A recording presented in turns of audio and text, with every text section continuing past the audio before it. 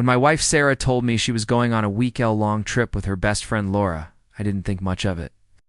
They had been close since college, and Laura's husband Mark was someone I'd met a few times. We weren't friends, but we were. Cordial Sarah said it was just a girl's getaway to unwind from work stress. I trusted her completely, so I didn't question it. The week passed slowly. I missed her, but we talked every night over video calls. She seemed happy, relaxed, and often mentioned how Laura was helping her let loose. I noticed she didn't talk much about what they were actually doing, but I didn't push. When she came home, she seemed unusually quiet and avoided eye contact. I chalked it up to post-vacation fatigue. A month later, Sarah sat me down and told me she was pregnant. We'd been trying for a baby for a while, so at first I was overjoyed, but then she didn't smile. Her hands trembled, and her eyes filled with tears. That's when I knew something was wrong. I asked if she was okay, and she whispered, "It's not yours." I felt the floor vanish beneath me. My ears rang and my chest tightened. I couldn't even form words at first. When I finally managed to speak, I asked her whose baby it was. Her voice cracked as she admitted, "Mark's Laura's husband." I just sat there in shock, unable to believe the betrayal I was hearing. She explained that during the trip, Laura had to leave for 2 days for a family emergency. Mark showed up to keep Sarah company. One night, they drank too much, and things just happened. I was sick to my stomach listening to her excuse. Claimed she hated herself for it, and that it was a one-time mistake. But that didn't change the fact that she had slept with her best friend's husband and gotten pregnant.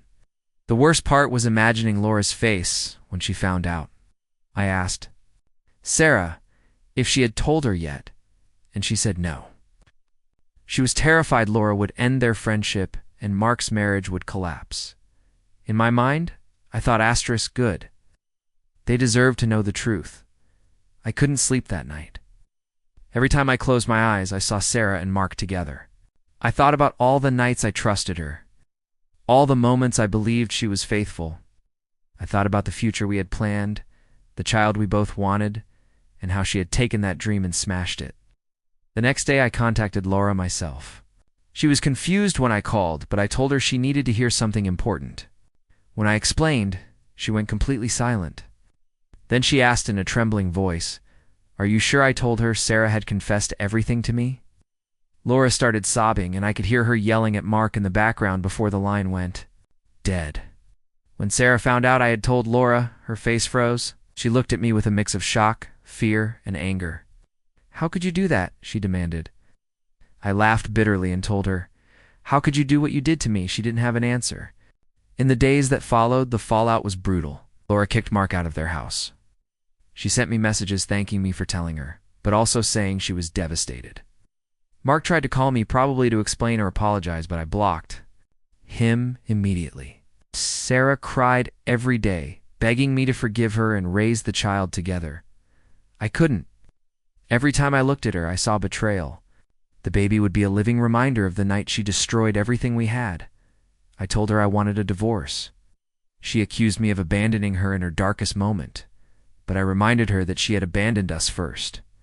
A month later, I moved out.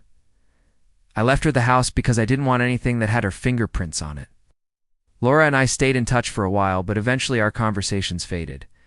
We were both just trying to heal from wounds neither of us asked for. Sometimes, I still think about how quickly trust can be shattered. One trip, one night, one choice, and the life I thought I had was gone. Sarah made her bed with Mark, and now she has to lie in it alone. I may have lost a marriage, but I kept my self-respect, and that's something she can never take away.